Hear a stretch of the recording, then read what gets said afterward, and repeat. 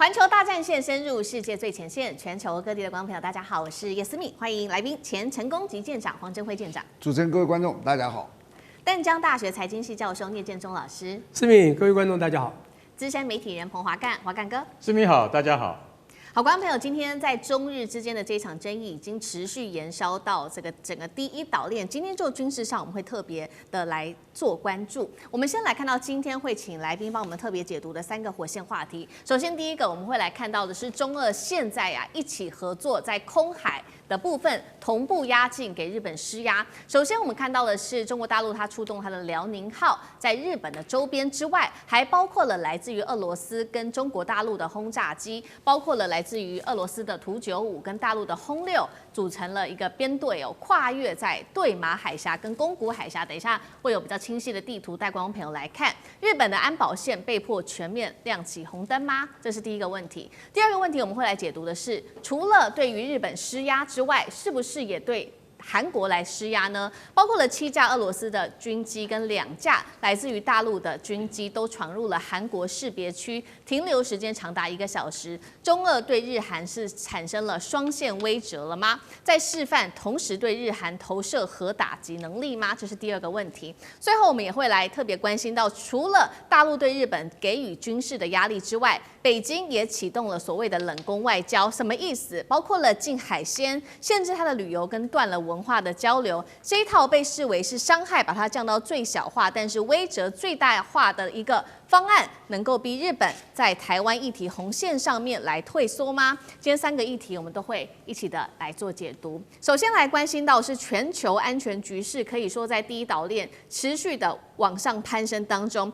中國大陸的航母遼寧號正在繞着日本航行之際、演訓之際，日本防衛省丟出了一個震撼消息。現在看到的是中俄之間他們的戰略轟炸機已經聯手出動了。要特別注意到的是，這是第一次中俄的轟炸機跟中國大陸的航母同時一起行動，空中壓境的畫面，我們先來看到，包括了2架俄羅斯的圖95轟炸機從日本海進入到東海之後，在上空和2架來自於大陸的轟6轟炸機一起做會合。下一張圖片，我們來特別看到他們走的這個行徑，請導播特別來幫我們放大看。好，這是日方特別公布的有關於中俄他們的轟炸機行走的途徑。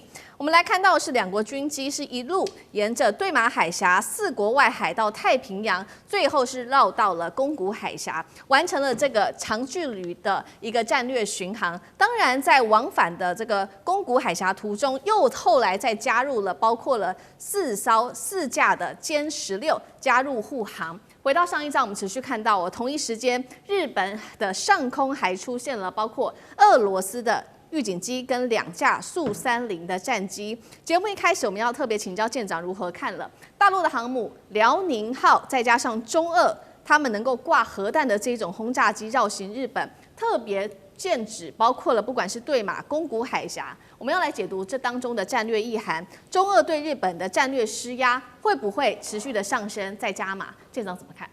我一開始接觸這個問題的時候，我都覺得這是一個例行的嘛，就好像老共如果對台灣不滿，這個環台軍演，到後來也都是就這樣落幕了。可是最近我開始看到中日的這個東西開始我還在抱着看熱鬧的心情，我也就會慢慢淡去了。可是我告訴你，我現在的心情非常沉重。我很少去耸動去說一個事情，可能我杞人憂天。大家去聽聽看我的這個想法。第一個，我先說這次是派了一個航母遼寧艦去那裡你知道所有的軍艦它每年都有一次考試，大概1年要1次。大家可以看到所謂的戰鬥群的訓練這個資料，大家可以看。我很快的講一下遼寧艦的時候，你看到沒有？剛開始成軍不算，後來你看到沒有？2021、2022、2020、21、22、23說他大修，所以2年空了。25又1次，這一次呢，你看到沒有？這是山東23、24、25，幾乎1年1次，就是他的一個測驗考試。可是遼寧這一次最近又跑到了這個那裡去起降直升機了。他就是我到那裡幾天，他上次什麼時候？今年5月。所以我現在可以肯定的告訴你，如果我們按這個來看的話，這一次解放軍是真的專門派的是遼寧艦去威嚇日本的。就在他那裡，而且就在他的那個叫做琉球群島這裡。那我在想說啊，他這次為什麼要這麼嚴肅呢？這次啊，當高市早苗說這個事情的時候，大家都在想說，你就是要介入台海嘛？你有沒有發現北京很厲害？他不跟你吵，你有沒有權利介入台海？他把時序一下拉到了二戰，先個是跟那個習近平打電話跟川普說，你們這個破壞二戰後的秩序，什麼寫信給聯合國秘書長，什麼戰敗國、戰勝國，什麼反法西斯，什麼日本要這個軍國主義復甦，他把它全部拉回去了，你知道？那你一拉回去之後，如果我今天跟你講說你不能干涉台灣，那還有得吵。台灣地位啊，什麼這個來講呢？可是當他拉回二戰的時候，我告訴你，沒有人能夠支持二戰的戰敗國，那就是日本。你知道，在整個亞洲有2個戰勝國，俄羅斯跟中國，所以他們2個現在團結起來，你會發現他在威脅的就是日本。為什麼？因為我仔細想想，你以為只是日本嗎？我不認為，我認為這最後牽扯到台灣，因為北京現在最大一個問題，大家去想哦，是什麼？你知道？台灣的統一。你知道這是他的一個歷史使命，他非要做。可是你可以看到，很多人都說你這樣做起來會打得很大。那台灣很大一部分人知道說，其實我們打不過解放軍，可是美國國際盟友會幫我們。你看，這次日本是不是說就要幫我們了？我跟你講，有史以來，如果北京要覺得抓到一個機會，要證明給你們看啊，將來美國跟國際盟友絕不會幫台灣的機會就是現在。你有沒有發現？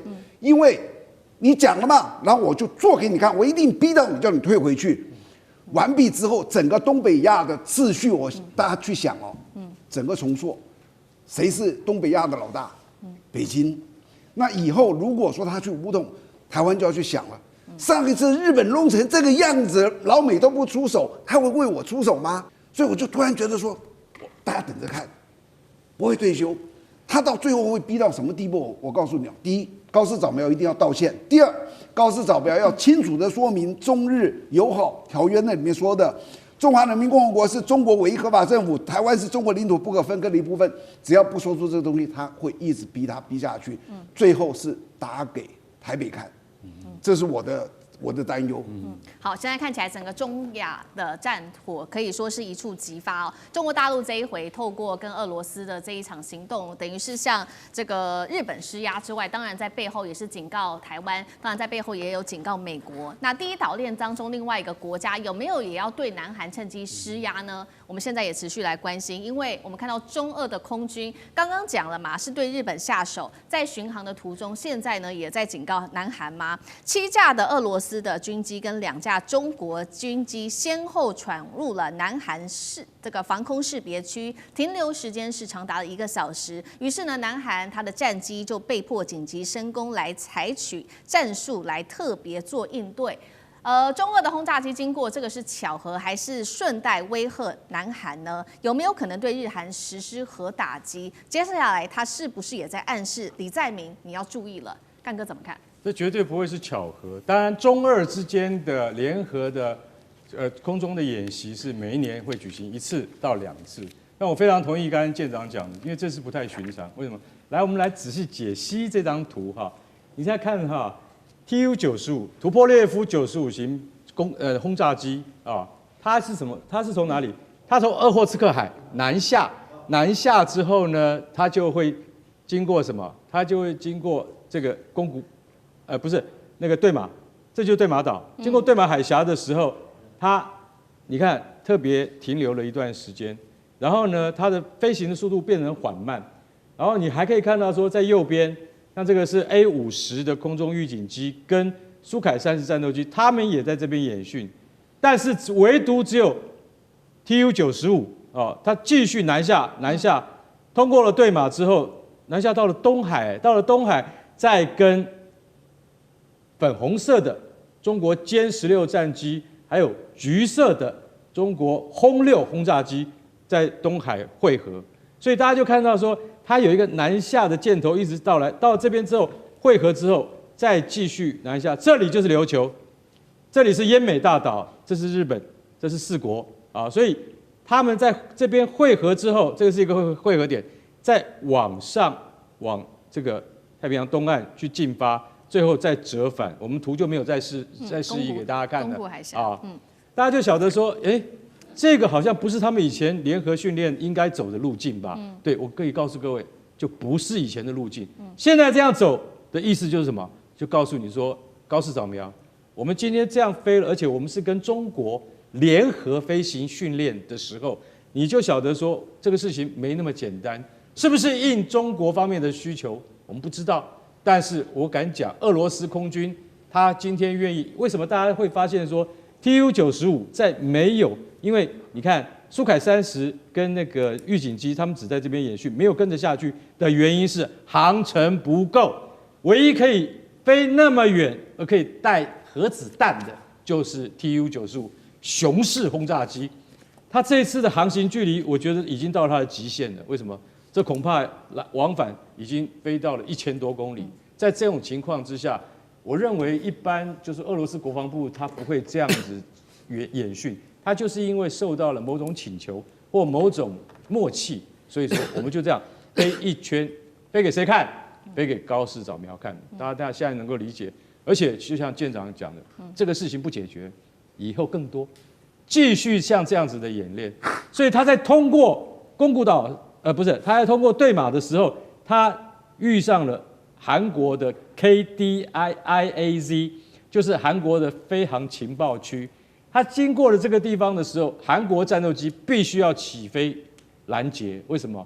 因為這個地方其實坦白講一句，韓國的這個飛航情報區上面也跟俄羅斯有爭議。那這個地方呢是跟中國有重疊的地方。其實坦白講一句，大家多年以來都相安無事。可是這一次韓國竟然出動戰鬥機，就是因為你靠太近了。中國為什麼會靠太近？為什麼這一次連韓國都怕了？韓國起飛的是它最精銳的 F-15。那日本起飛的也是日本最精銳的 F-15J 那你說他們兩國都出動最精銳的飛機，就是因為他們認為局勢不太對，所以這是幾乎是60年來韓國戰鬥機第一次起飛去，你不要說攔截，應該是警戒，怕蘇凱30跟這個轟6還有 TU-95這些飛機太接近了我們韓國的防空識別區的時候，會不會擦槍走火？所以其實我覺得這一次不僅僅是讓日本會警醒，而且也讓韓國的李在明會說，你要曉得哦，我們中韓一向友好，但有一天要是局勢變了，你腦袋要先想清楚，你到底要站哪一邊，這是最大的警示。好，這是解放軍特別對日韓美台做出的一個警告，這個是在軍事上面的施壓。另外一方面，我們今天也會特別來解讀的是这個大陸的動作，還有在其他的外交上面做更多的施壓，包括了經濟，這個被稱為是冷宮外交。等一下請聶老師來幫我們特別做解讀，包括了幾個動作：禁止日本的海鮮旅遊市井，取消文化交流。經濟學人說，這樣子的冷宮外交是把傷害降到最小，可是威懾可以最大化，其中就是要告訴日本說，台灣問題是一個紅線，你不要碰，要讓這個人民心存恐懼，那目標就達成了。這跟美國的經濟制裁又有什麼樣的不一樣？聶老師又怎麼看 ？OK， 剛講冷宮外交，其實大家了解一下冷宮，我們以前說打入冷宮，好 ，OK， 你打入冷宮，當然就會害怕，這處罰的一種方式啊。這裡面呢有一個很重要的關係叫主從關係，通常比較高位的人才會對低位人說，我要把你打入冷宮，對不對？美國一向如此啊，我用301方案，我用緊急這個條款，我就覺得你誰不聽我話，我就把你打入冷宮，就讓你這個各地方都受不了。現在有底氣的國家就2個嘛，美國現在還是有，中國我們的對岸真的已經強到非常有底氣，尤其這一次啊，中日事件，我覺得就很多場電影都出現，你看 J-15、F-15這種，馬上鎖定啊，這個火控雷達lock up你。馬上告訴你，你再出問題，馬上就毀了。所以他回去，再還有第2輛英勇的戰士還回來，又待了30幾分鐘。我跟你講，這個都是電影情節，這很有趣。不過真的表面有趣，暗底下真的不有趣。也就是這個國際間的問題啊，這地緣政治只要弄到了一定高點，那有一些國家是沒有辦法接受。尤其我們講對岸對日本，我們講台灣真的有事，好像也不太會有事，因為對岸不太會打台灣。日本真的有事，我告訴你，真的就會有事。敲桌子，因為激動了。我再跟你講一件很重要的事情，為什麼這次我們的對岸已經強調很多，說我們箭已經上弦了，槍已經上膛了，隨時你只要再忍我就打，但是要師出有名，所以很難師出有名。他先做一些冷攻制裁，當然這個美國也做很多嘛，當然這一套蠻像的，就中國也慣用了，只要底氣到了就可以用，就是主人可以對你不聽話的小弟講這種話。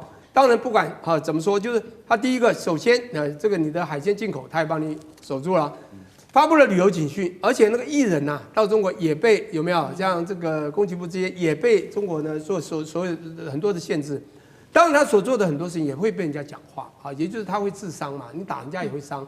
尤其你現在做很多動作，不管這次公說公有理，婆說婆有理，你說中國有沒有先預警日本，或者說預警之後呢，即便預警你還是有點想故意過紅線，因為從我的角度來看，現在中國是很敢這樣做。我故意靠近，但也沒有完全靠近，日本就會怕，他就一定要有飛機上來。當然他也不叫偵察機，他是 F 就準備戰鬥的 F-15就上來了，不是偵察機先說叫你走哦，就馬上上來。那歼15還好一樣嘛，是的是軍力，但人家的科技已經到達一定的，馬上用火控雷達幫你鎖住。這個雷達定位太厲害了，所以日本就會出問題。那我现在一個重點就是，現在這個問題等等一直發生，現在又跟俄國這樣子來嘛我覺得這個惡霸之名一定會被，尤其西方的主導的美國世界去講，民主聯盟一定說中國現在在惹事。好，那他我覺得不怕，因為這種已經被講很多，像他們在定什麼世界的軸心4國有沒有？不就已經在講這個從伊朗也在裡面，俄國、中國這幾個國家，北非就是 CRINC 軸心4國，這種惡名他也不怕了。我覺得他們現在在講說，他們一定要達他最大的目的，也就是當然一定會傷，就是讓傷害最小化。你剛剛講的這個威懾最大化。对。不過現在還講說，這次因為我講對岸的底氣到了一定水準之後，他現在在做的就是施壓還有示威的動作。而且他不但是他收回這個話，這還不夠哦。你讓我撿到一把槍了，我槍又上膛了，你還要做到剛剛你最後講的很重要，你一定要承認台灣是 PROC 不可分割的領土的一部分。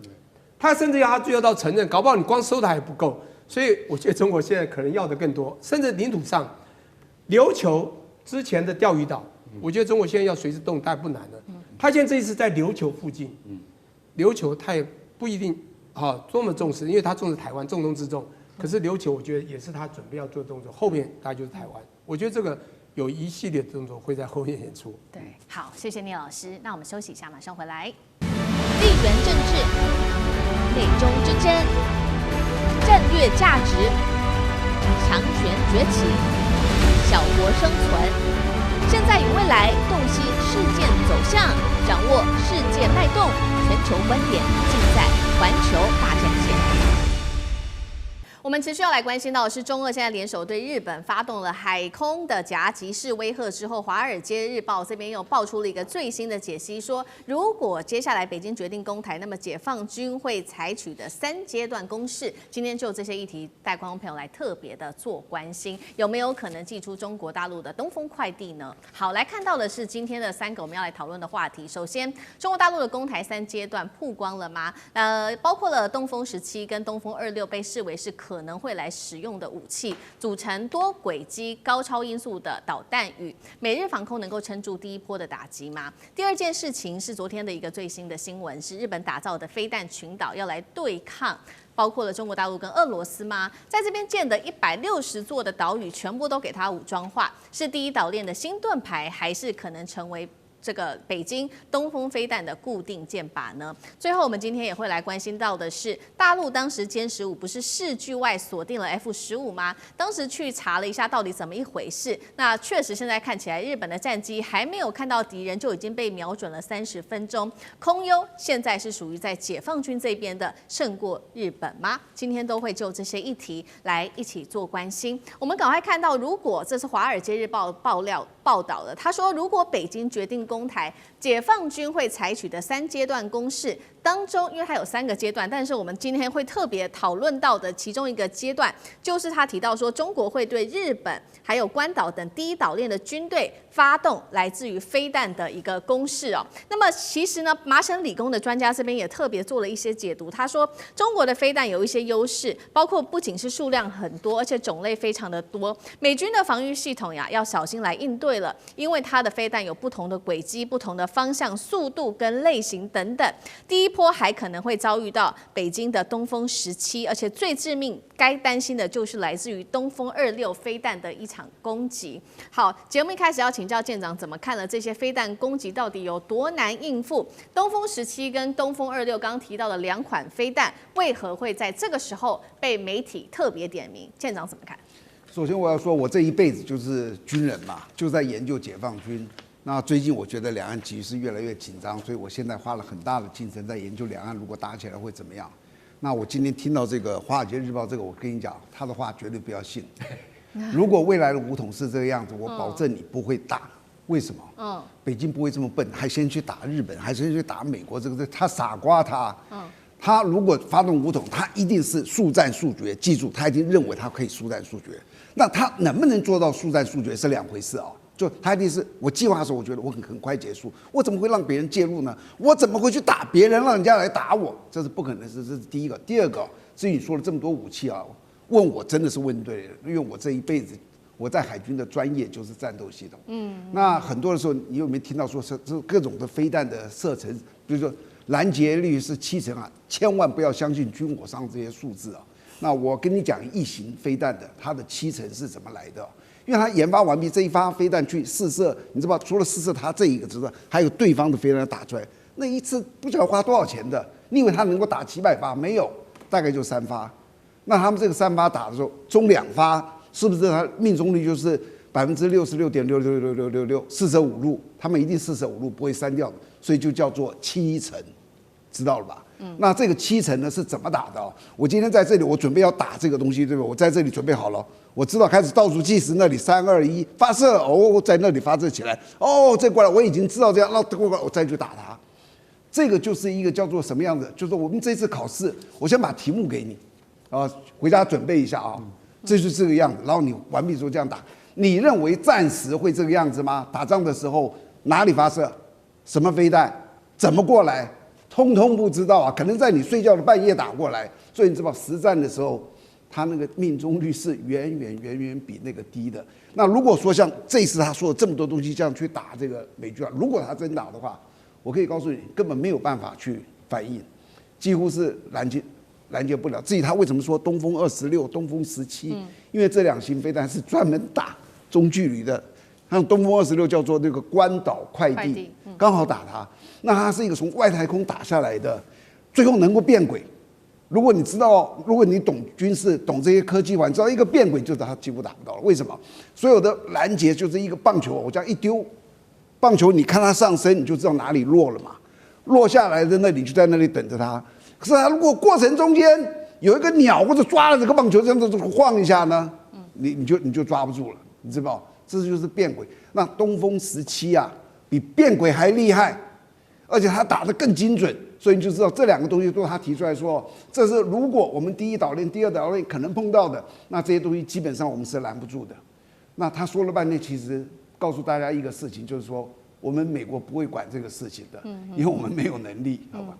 好，這個是來自於美國《華爾街日報》，針對如果解放軍可能做攻擊的話，他釋出了3階段，他認為可能作戰的方法。那另外一方面，這個是一個假設而已，但是實際上我們來看到日本的軍事擴建卻是實的，真的正在進行當中，而且呢，正在進行的是40年來最大的一次軍事建設。首先，這個是最新消息，在台灣的周邊的一個地方，沿着琉球群島延伸的這個飛彈群島，它把它建起來了。會接下來有160個島嶼組成的琉球湖線，在這邊建什麼呢？反艦飛彈陣地、雷達塔、彈藥庫跟電子戰的設施，其實不只是這樣子而已。剛剛說了40年來最大規模的軍事建設，還包括了哪一些？看到了，在離台灣只有110公里的這個地方，與那國島在這邊建的是電戰部隊，再加上反艦飛彈。持續來看到，包括了台灣附近的這個石垣島、宮古島，在2023到2024其實就已經完成了反艦飛彈的陣地了。沖繩早就已經有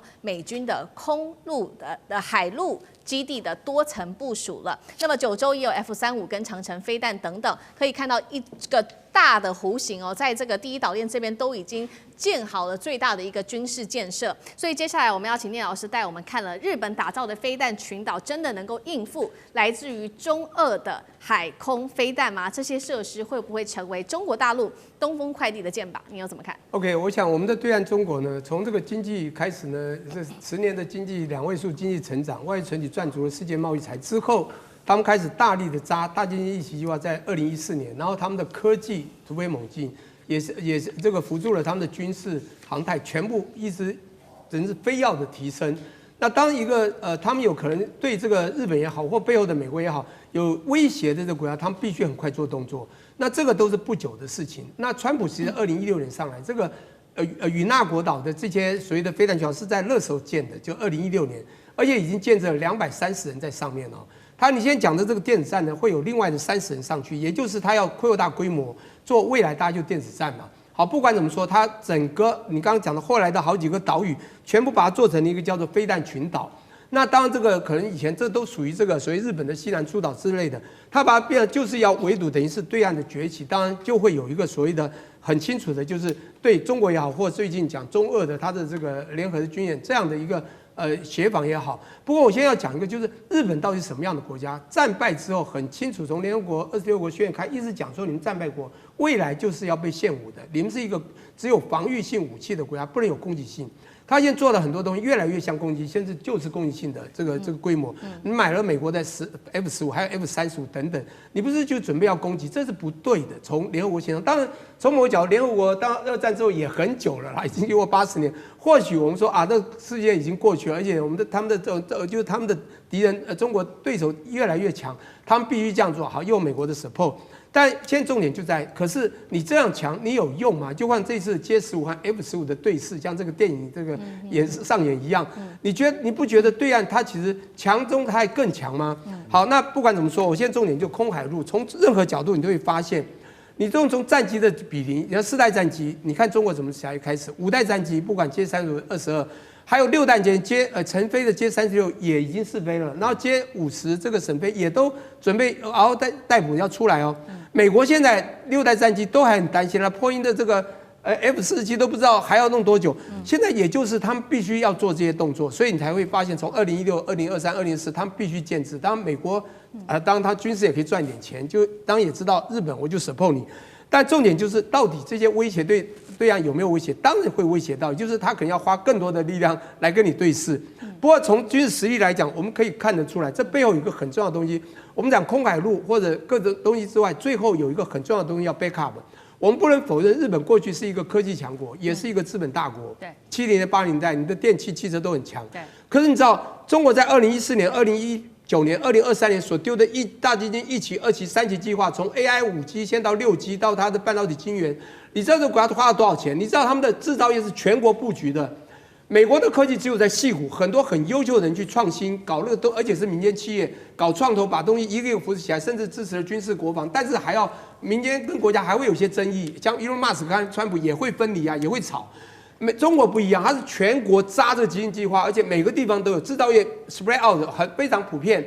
更重要的是，它科技每個地方都有，從安徽到貴州到哪裡都有。你知道它科技已經定不到，你知道到中國去看，所有東西都是科技化。重點是軍事實力，未來也是科技。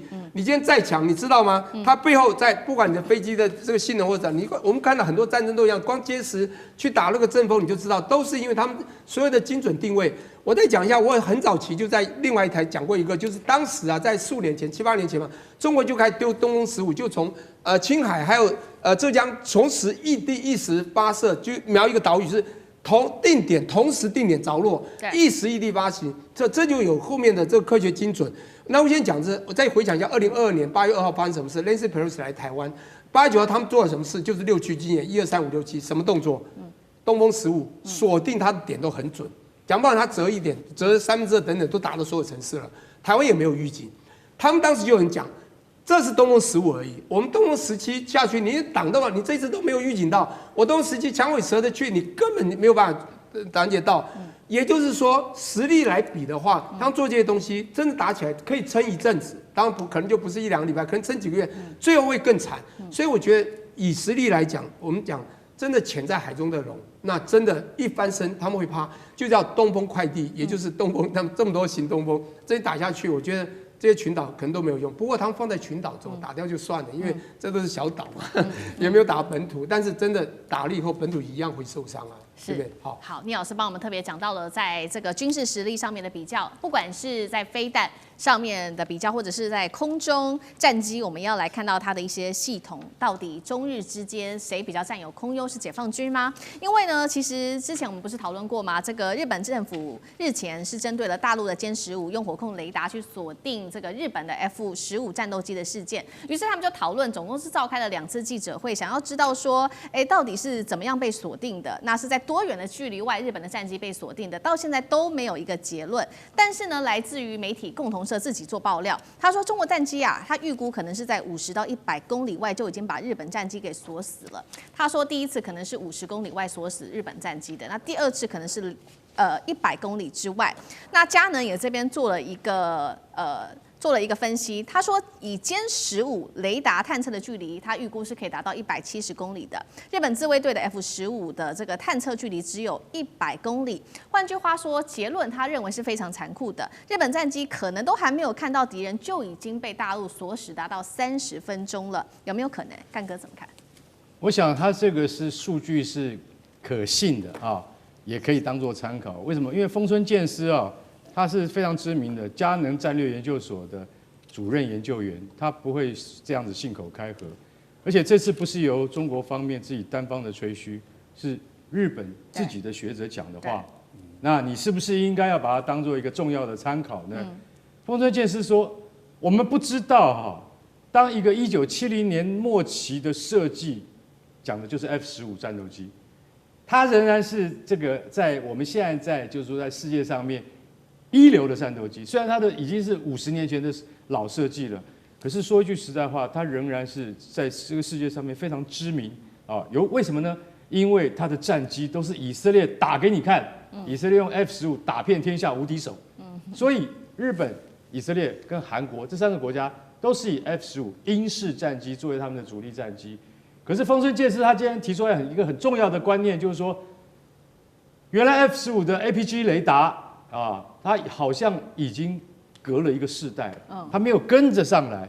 其實美國對於雷達的更新是非常重視的，他手下的 F-35、F-22、F-15這些飛機，甚至 F-18，你都要迭代的，你都要不斷的更新，5年到了更新，10年到了更新，但日本不見得做得到。所以日本它现在 F-15身上的这個雷達到底能不能夠偵測到100公里以外的東西，是一個問號。防衛廳不會告訴你實話，當然中國這邊也不會跟你講實話，因為豐村健司說，這個殲15已經可以到了這個170公里，所以很可能雙方在 F-15跟殲15，知道吧？在接觸的時候，他們很可能是什麼？很可能是中共的飛機早就已經發現你了，在170公里之外就發現你了，因為它的雷達可以看那麼遠。結果 F-15只能夠看100公里，這中間有30分鐘的差距。其實我覺得30分鐘是一種誇大，不會那麼久。但是意思是說，我先看到你，在空戰中，我先看到你就贏了，就贏一半了。只要我先看到你，哪怕是10秒，我就打贏你了。所以他這個學者提出來的憂慮就是說，我們的雷達是不是落伍了 ？F-15號稱當年是上帝的坐騎，什麼叫上帝的坐騎？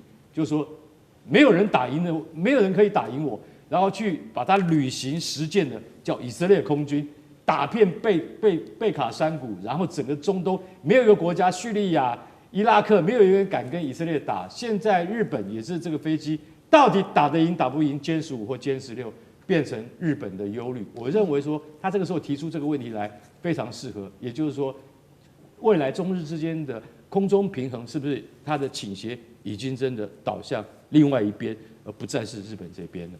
好，謝謝幹哥。那我們休息一下，馬上回來。地緣政治、美中之爭、戰略價值、強權崛起、小國生存，現在與未來洞悉事件走向，掌握世界脈動，全球觀點盡在環球大戰線。中美之間的科技戰持續來關心，是川普突然間對中國大陸的 AI 開了綠燈 ，H200現在要放行了。那川普他的陰謀是什麼呢？是想要喚起什麼樣子的東西呢？那另外一方面，北京則是反手封殺 H200哦。讓美國現在內部是炸鍋了，台灣也被點名是要吞25%的關稅。今天來關心這一場中美之間的 AI 大戰，這是最新消息，來自於彭博社最新披露的是，川普政府他准許了輝達向大陸終於是可以出口 H200的晶片了。白宮這邊這麼認定，他認為說，因為開放就是因為華為的 AI 技術已經逼近輝達了，所以把它開放吧。那麼川普也趕快在他的社群發文說，確實啦，他已經向習近平承諾了，只要不碰到任何的國安的紅線，那麼就會讓 H200賣給中國大陸。好，現在打川普臉的其實呢也不是輝達，也不是華為，是中國大陸的政府。雖然美國說要放行了，但是大陸怎麼回呢？這是來自於《金融時報》的報道。他說北京現在要限制中企去購買，甚至是使用任何的 H200。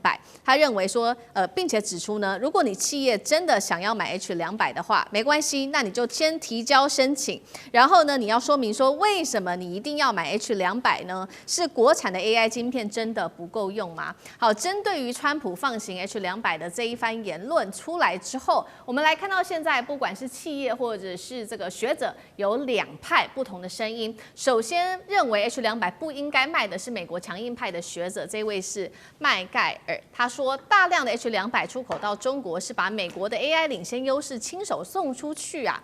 那支持賣 H200的除了黃仁勳之外，還有 AI 沙皇。黃仁勳說，你封鎖的越狠，只會逼中國漲得越快。AI 沙皇也說了，不要低估全球現在其實有低估的傾向。中國大陸的技術正在快速的崛起當中。輝達，如果你退出了大陸市場，等於是把最大的戰場全部都給華為了。H200現在性能到哪裡呢？目前是被視為是 OpenAI 跟 Meta 訓練 AI 的一個主力的重要晶片，比降規版本的 H20更強，但是它的性能又沒有 Blackwell 這麼的強。好，川普為什麼突然間要戰略退讓嗎？他的算盤是什麼？還是他想跟大陸換取什麼？還是這當中有政治的考量？聶老師怎麼看？這個要講得非常清楚，才有辦法很清楚，因為這個東西比軍事還精彩。先講一下，光看中間那個你就很清楚，什麼叫做強硬派學者。所以我是一個學者，我覺得學者很 low 啊，就理論派的更搞不懂。後面叫實務家，你要知道科技是什麼。我在美國還好，我不完全學者，我在美國開過2家公司，我是先開了電腦公司，就開貨運公司，服務電腦廠商。我養了25個黑人在美國。你要知道一個重要的事情，科技東西一日三變。這些人搞不清狀況，它變得多快。我講一個最簡單的故事 ：H20什麼時候討論？什麼時候出來？去年底。中國為了求 H100到處求。我2月去美國之前，美國人都說你有沒有辦法拿到？當國安法我也拿不到，也不敢。但重點 H100當時中國透過多少地方要拿？去年，今年終於年中進了 H20，而且去年連20都不給，為什麼會給？黃仁勳跟川普講，算力只有28%。不用擔心，中國拿到也沒有用，他們自己都可以生產超過他，我們100克死他了，結果現在是200，算力6倍，太厲害。可是短8月H20進來了，不要200，現在人家主動上來，以前求都求不到20，不要了，200自己送上門，你不覺得很怪嗎？因為它有 Blackwell 還有 Rubin。美國要拿到最好的下一代下一代是 Rubin， 後面還有。你現在只講到 Blackwell 一個數學家的名字，他是現在號稱地表最強的 AI。我跟你講，現在能用到 Blackwell 更強，所以 H200又會被淘汰。我以前做電腦很清楚啊，CD-ROM一出來一下就淘汰，4個月而已。我必須講一下，因為他知道200，中國也很快會起來。華為裡面20多萬人，11萬個科學家，我講碩博士研發人員吶，不要講科學家。你要這些人，黃仁勳開在眼裡啊，怎麼做不出來？我們不要去講什麼升騰9107系，都不要講這些，不要講新凱萊，也不要講這個一堆啦，或什麼這個寒武紀都不用。中國是全部，我剛講全部知道科技全部在提升。我現在重點就是中國會追上，但中國還是需要，因為這個 H200對他很重要，他們的很多 AI 實驗室需要這 H200去研發設計，他們現在很多的超強 AI 電腦還是需要它。現在不是光這2家了 ，OpenAI 現在6大的這個算力最強的，說生成式 AI 都需要了。坦白說，現在 H200是最強，只是 Blackwell 出來打倒了嘛。他們說我們那 Blackwell 要鎖定，那 H200這種快給他，因為他們也快出來，所以中國是在邊緣呢。他說我們還是要你要可以，你先告訴我，我們是自己不能用，這需要200，快點要，快點拿，甚至把它研發出來，要更超強。現在是 yes and no， 中國不是不要，他講是你要說明國產是不是不夠用，不夠用就要。你再回想一下去年，中國所有這些東西求的要的不得了，現在自己都出来，只是還沒到達美國地位。後面還有個 Rubin 哦，6種晶片的一個運算平台哦，更厲害哦，在美國。美國在矽谷的創新人才不是你講。我有學生，前天我們才一個 AI 團隊討論，剛從美國舊金山回來，我的博士學生在談那個未來的圖形的電腦，這個東西真的是非常深啊哈。我也不是了解很多，我也是學者，也會跟上面落入這種盲點啊，誰，但是我想你還是要了解實務，因為我旁邊有一堆真的實務家，是告訴你真正的未來。是美國會怕，因為中國全部在布局，而且越來越快，所以他最經典的不會放，這種他還是會放。是，就是這樣。是好，所以美國還是掐住最先進的，還是沒有給大陸。不過也是擔心大陸發展的太快，趕快先放手給中國大陸 H200。但是沒有想到，這個中國大陸的政府直接是打臉，他就是沒有完全的放行 H200，祭出了許多的要求限制，說你必須要提交理由，為什麼你一定需要這個 H200？干哥怎麼看？對啊，其實剛才聶老師講的非常清楚，為什麼？你為什麼要一定要 H200？你要告訴我啊，對不对？我不是说哦，你现在有需要，以前我们還為了 H100就已經頭破血流了，現在 H200不是這樣。照理講，政府的立場應該是企業有需要，好，那我們就允許你購買。因為現在川普跟黃仁勳談了一遍之後，奇怪，這個大勢整個翻轉過來了。本來 H20都已經很勉強，現在是 H200，為什麼？因為美國國內他們自己已經有研究說，華為新一代的 AI 平台叫做 Cloud Matrix 384，這個東西已經快要跟那個輝達的 Blackwell 近似了。剛剛教授提到了 Blackwell 已經近似了，叫做 BN72。他說這已經快要近似了，所以我們現在 H200給他們沒有關係，現在已經沒有國安的危險了。我可以告訴各位，這個一定經過美國商務部的認證。知道 H200今天要賣給中國，他們要冒多大的風險？尤其是在軍事上 ，H200會不會成為軍事上的一種應用？這是他們害怕的。結果現在大陸竟然說，各大企業華為以下的也好，就是說你們為什麼不能用國產晶片啊？華為的昇騰910C，它明年就要生產，大家知道生產多少顆嗎？聽說200萬顆。在這個月之前，美國的專家認為說，華為昇騰910C 是不是明年大概只能夠生產20萬顆？對不起，最新的消息是200萬顆。它的操作界面已經可以跟那個 Cloud Match 那個 Blackwell 去相抗衡了。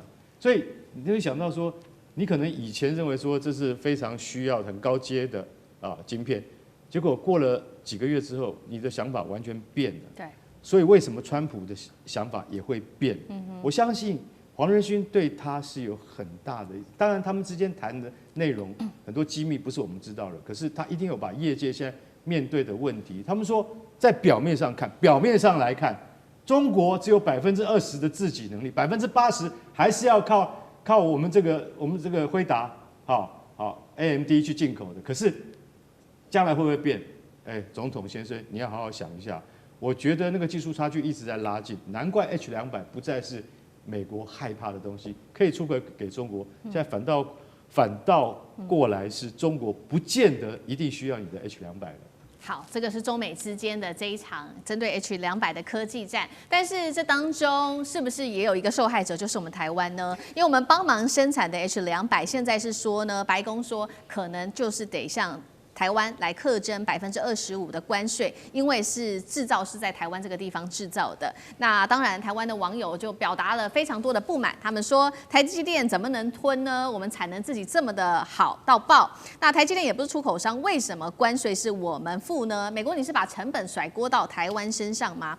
這一場在地緣政治上下面的風險，看起來有關於半導體是不是轉嫁給了製造端台灣，成為中美科技戰提款機嗎？艦長怎麼看？首先我要特別講一下他們剛剛說的這個東西，就是說這個好比說，美國幾乎都是這樣，我最好的我不會賣的，我次好的才會給你，就是 Harper 其實就是 H 多少，就是 Harper 的那一級的，2020年之前是 Harper，2024年之後是 Blackwell， 所以現在他有 Blackwell， 他才給你 Harper 而已。即使 Harper 他給你又減了這些功能，這還算好的，我告訴你，軍火界啊更不公平。好比說，我現在有一個最好的飛彈是哈碰魚叉飛彈1型，這是美軍現在在用的，全世界跟他買他都不賣，然後結果他有更研發進了魚叉飛彈2型，魚叉飛彈1型他開始賣了，你知道當你去買魚叉飛彈1型那個錢是多少錢？你知道嗎？就是美軍生產那一枚魚叉飛彈2型的錢，你就知道那何等的不公平。但是科技界就是這樣。那接着你再說這個台積電啊，抽25%，我覺得我听到我不曉得我們政府怎麼這樣想。當初說一直要到美國去投資，有沒有？你記不記得？所有人都記得，只要來我美國投資，甚至你動手投資，你這家公司就免稅，記不記得？有吧？那台積電投資了，台積電投資很多，1650億美金，6個晶圓廠，2個封裝廠，1個研發中心，已經在那裡生產了。這是台積電的產品啊，你為什麼要對台積電抽稅？大家都沒想到嗎？你為什麼對他抽稅？你當初承諾的是什麼？那台積電為什麼要去你那裡投資？台積電把它通通抽回來好不好？你保證了不抽他稅，我不管你抽誰的稅，但是你最不能抽台積電的稅，因為台積電是全世界最支持你們美國的，對不对？它就變成美積電了，你還抽他25%，這個是很令人生氣。還有一個讓人家覺得說真是莫名其妙的。你有沒有發？你們知不知道？我們這次聽說我們要投資美國3000億，希望能夠減所有的貨品的關稅嘛？你們知道這個3000億是怎麼出來的？如果我舉個例子啊，我們今天台灣跟美國的貿易今年出超這麼多，明年出超那麼多，所以美國才覺得不公平，你賺我的錢，所以我要抽你的稅，對不對？你知道過去10年，台灣跟美國的雙邊的貿易出超哦，大概是3000億。也就是說，我們台灣辛苦工作了10年，對美國人賺的錢，現在一把要全部給他，你覺得公平嗎？所以拜託我們的政府真的要挺起來。25不該付的不該付，3000億不該給的不該給。那你有什麼牌？我告訴你，你有一個牌，和中跟馬英九一樣，你試試看美國敢不敢這樣欺負你？好，謝謝艦長。那我們休息一下，馬上回來。地緣政治。美中之爭，戰略價值，強權崛起，小國生存，現在與未來洞悉事件走向，掌握世界脈動，全球觀點盡在環球大戰線。俄烏戰事今天特別要來關心到，現在紅軍城正式失守了，烏軍崩盤，而且出現了非常多的逃兵不斷的激增，尤其現在普丁要發動的是冬季攻勢哦，要特別注意到的，澤倫斯基是不是會被盟友給放生呢？因為現在傳出川普要斷援了，連日本都決定轉向。今天來關心的是戰局會不會在此刻發生大的一個逆轉爆發，今天一起來做關心。趕快來看到，剛剛特別提到嘛，紅軍城確實在俄軍的強攻之下，已經正式的被俄軍給掌握住了。原本它是象徵烏軍死守的一個地點哦，那麼這個也是頓巴斯西翼最後的關鍵點，等於說現在被拿下、被突破的話，整個烏東防線就可以說是將如骨牌般的完全的被消滅了。但是呢，此刻基輔仍然是不承認哦，甚至他們強迫自己的士兵頭上都是有這種各種來自於俄羅斯的無人機威脅，但是他們要這些士兵拿着烏克蘭的國旗，在這邊高舉國旗來做示威，好像就是說，我們還是可以強烈的抵抗的。好，我們也來看到，目前為止更現實的是来自于俄羅斯的攻勢哦。確實，我們看到在11月份攻下的土地面積越來越大了，達到了烏克蘭的505平方公里，是10月份達到了2倍。沒有想到此刻啊，普丁又在下令，他要啟動的是冬季的一場新的作戰，要來全面進攻，速度也會做全面的提升。烏軍現在則是面臨內部30萬的逃兵。前外長庫列巴當時喊話喊得很大聲，要對抗俄羅斯，沒有想到這時候也拒絕上前線，還被拍到帶着女友去看音樂會，享受音樂。好，這個戰局是否已經完全的倒向俄羅斯了呢？剛剛講的這位來自於烏克蘭的外長，曾經他喊出一句話叫做"拿鐵鍬也要打到底"，現在拒絕入伍，怎麼辦？艦長怎麼看？首先，大家要知道，俄烏不是一個很大的國家打一個很小的國家。那你說烏克蘭是小國啊，對不对？你不要忘了，背後有32個北約的國家在支撐它，所以你基本上可以看到，這是2個很大的國家在打，兩個很大的國家，而它是以陸地接在一起的，基本上以陸戰為準。所以陸戰為準，不像空戰，不像海戰。空戰、海戰的一個技術差異就是只要我跟你差一個时代，你根本沒辦法打。但是陸戰可以東躲西藏，挖個地窖什麼，可以拖很久。所以你可以發現，從大概1年前，我們就不斷的听說紅軍城要被攻下了，總算現在所有的攻下，我不知道這個是不是真的攻下了。從1年前就說烏克蘭要投降了，搞到現在還在，就是因為它是一個大國的一個戰場，它要這樣子拖下去。但是現在可以看出來，你說它完全給崩壞啊，好像要失敗的還不至於，但是現在可以肯定的說，烏克蘭的壓力非常之大。然後現在所有你看所有的戰爭哦，請大家哦，每次听到這些喊打喊殺的人哦，你就很冷靜去看，你去發現，你注意看啊，那些喊打喊殺，我們站到最後一個哨走的人，那種人是絕不會上戰場的。這種人都喊得很兇，那些上戰場的都會比較這個謹慎一點。你看那些現在職業軍人，哪個職業軍人出來說我們跟他拼到最後，我們拿掃把去打？不會的，因為他真的要上戰場，你知道吧？這是一個。第二個，一旦萬一真的敵人打過來我告訴你那個先跑的一定是那個喊打喊殺的人。你知道為什麼嗎？他有理由的，因為我沒有喊打喊殺，所以過來之後敵人不會清算我。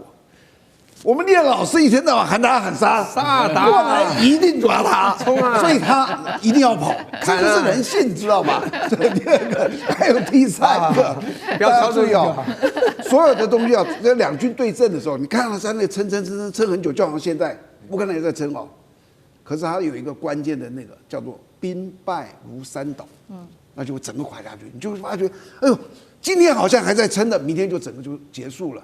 然後只要大家覺得對未來沒有什麼信心的時候，這就好像帝國淪亡錄，你知道嗎？整個官場會充滿了貪污。因為什麼？我覺得明天沒有希望了。那今天有一些錢經過我手，我趕快去撈一下，這是人性。所以當這個官場充滿了貪污的時候，就代表他們內部其實是認為快要完蛋了，要輸了。那目前看起來，烏克蘭貪污充滿了貪污嘛，等下就會討論烏克蘭是多麼的貪污了。對，好，現在確實這個烏克蘭的戰場受到挫折，那貪污問題確實也是逐漸的浮現。那剛好也是不是美國也找到了這樣子的理由，所以他決定不要再繼續的幫助烏克蘭了呢？這個是美國的態度，等一下也會來關注日本。我們先來看到美國怎麼說，這是來自於川普的長子，他痛批烏克蘭比俄羅斯還腐敗，有錢人都跑光光了，只剩下農民在替他們打仗。川普本人更是火力全開，直接回了基輔已經不是民主國家了，不舉行大選，和平方案也就免談。澤倫斯基則是怎麼回呢？他一開始是說選舉是我國內政，美國你不要管，但是隔天他又改口說，只要歐美願意提供我們烏克蘭安全保障，我們90天內就能夠舉行這一場選舉。腐敗問題現在在這個烏克蘭內部蔓延，聶老師怎麼看？OK， 我先講一下，我客觀一點講全球政治，你叫哪一個國家不貪不腐，都是文宣作戰。澤倫斯基到底有沒有俄國嚴重？我也認為不一定講不好聽。但是一個重點來了，因為有2個問題，第一個就是形勢比人強。你今天澤倫斯基已經打到這樣的一個東西沒底氣了，我跟你講，你的東西就被翻出來。如果你還是君王聖主，人家不太敢講你反腐的問題了。很多人都貪腐，但是因為你現在已經輸到快脫褲子，人家都講你這個問題都出來了，什麼都越翻越多。然後這裡還有第2個很重要這是因果關係因為你已經底气低了，才會出現貪腐，不是貪腐你才被人家講。還有就是川普家人，你看都是誰講？因為川普跟俄國算不錯啦，講不好聽點，談這28條條約之前，還先跟普丁先聯絡好講好，28條還是一起定的，裡面對烏克蘭很不公平。坦白說，當時俄國只要2個武器不要東擴，不要加入北約，現在還限縮軍隊60萬以下，還有不能有任何國家到這個那邊去建軍，所有的東西，還有很重要土地就絕對要割讓了，頓巴斯盧甘斯克、頓內茨克你就要拿走了，不只是克里米亞，你知道對烏克蘭上也不太能接受，但是形勢比人強，沒辦法，你知道嗎？他現在只能說，除非歐洲也來保護我。就歐洲最近有提出一個歐版的和平條約，裡面其實不敢違背川普，他把它解說，就只有幾個，不要對烏克蘭那麼壞。你看裡面講的有一些東西，就是說限縮還是要保護烏克蘭，可是川普就是對烏克蘭，俄國好像就真的比較好。你看，已經是民主國，我要求你舉行大選，否則停火免談，這什麼意思啊？他這麼想停火嗎？對，我告訴你，不停火，俄羅斯就把你打光了。你看講到這樣子，他兒子也出來講話了。烏克蘭比俄羅斯還貪腐，他誰的兒子？川普的長子嘛。所以這個問題很清楚，美國有下指導棋，但是歐洲其實都是歐洲貓，也沒有什麼能量了。你看那個馬克宏去中國，其實也很糗，那麼盛款招待，回去什麼也沒拿到嘛。對，拖拉庫一堆白蘭地的車子還照常圍他，為什麼沒幫我爭取到？沒有能力，沒有底氣啦。現在一個重點就是，當一個國家沒底氣的時候，什麼都會出現，就是很簡單，大概路都已經看清楚，你就是要改選了。當然，再拿回一點籌碼可以，就是歐洲在幫他發出聲音。改一個稍微好一點和平版，還是要盡量保護烏克蘭，不要把它輸到全部沒有。未來的終點大概是這樣，大概不久停戰的這個消息大概3個月差不多了啦，打了好久了。對，是針對這個聶老師剛剛幫我們特別提到的這個和平方案，確實這個烏克蘭現在目前政府還是一改再改，希望說能夠再拖一下，然後再準備提交這種修訂的版本。但是確實現在川普的立場也踩得很死哦，他說接受現實吧，你烏克蘭最後還是得割讓頓巴斯地區。那美國也釋放明確信號說，對，我們會援助會縮減。那日本盟國當然是跟着，他說拒絕用凍結的俄羅斯資金來持續的援助烏克蘭。和平方案現在看起來嚴重卡關，會不會破局？烏克蘭會不會被美國放生呢？那歐盟呢？他接下來的態度又是什麼？幹哥怎麼看？我想剛剛聶老師講的說，打在90天好不好？3個月好不好？好好談一下，應該打完了吧？不要再打了哈，應該簽下和平協議。因為澤倫斯基沒有偷偷告訴他，你知道澤倫斯基怎麼講嗎？他說，其實你們要拿下頓巴斯，是不是？俄羅斯，你們要打到第4年才拿得下來，我一定會堅守4年的。為什麼？因為我不能那麼輕易就屈服嘛，對不對？雖然說川普一直叫我說，你90天之內一定要選舉啊，對不對？可是頓巴斯我只要堅持到4年的話，我就成為國家的英雄啦，对不对？從來沒有一個總統可以打一個戰爭打到4年還沒有被打垮的，所以歷史定位他現在是要這個東西。我坦白講一句哈，其實頓巴斯現在只剩下30%還在烏克蘭軍的手中啊，另外70%都已經俄羅斯實質佔領了啦。坦白講，實質佔領。那扎波羅熱多少呢？盧甘斯克是多少呢？對不對？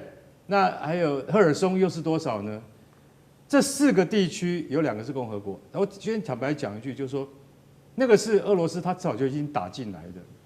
你現在要叫俄羅斯部隊撤出來，你要用什麼方式讓他撤出來？其實這個川普更傷腦筋，人家都已經打到這邊了，而且他打下來的地方都是俄語區，大部分是俄羅斯人。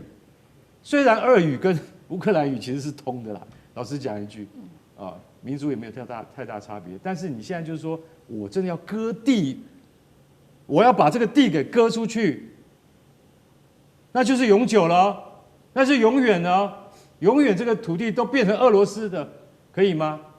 先從本來這個冲繩琉球是我們中華民國的，從今天開始我們要割出去給人家。今天如果不是日本打敗的話，我跟你講，日本絕對不會歸還琉球，不會歸還台灣給中國。結果後來琉球沒講好，被日本拿回去了，台灣還是回到祖國。所以為什麼中國會這麼激動？你現在你要講到台灣是不是？你講清楚，台灣到底屬於誰的？你給我講。結果日本一直不講我就天天打你。所以你說現在澤倫斯基也面臨相同的困境，就是說，在我總統的任內，我有可能會下台，下台之後會不會面對什麼貪腐調查？他不會面對，一定要面對。我告訴你，川普不會放過這件事情的。他現在隱忍不發。你沒有看到川普？照理講，他應該是說，我們給你那麼多援助，到底他的援助有沒有用在應該用的地方？其實川普非常生意人，他腦袋非常清楚，冷眼旁觀你到底花在哪裡。各國的軍援，歐洲26個國家的軍援跟金援，你花哪裡去？現在到底有些什麼到了不法的這個管道或渠道去。其實川普腦袋很清楚。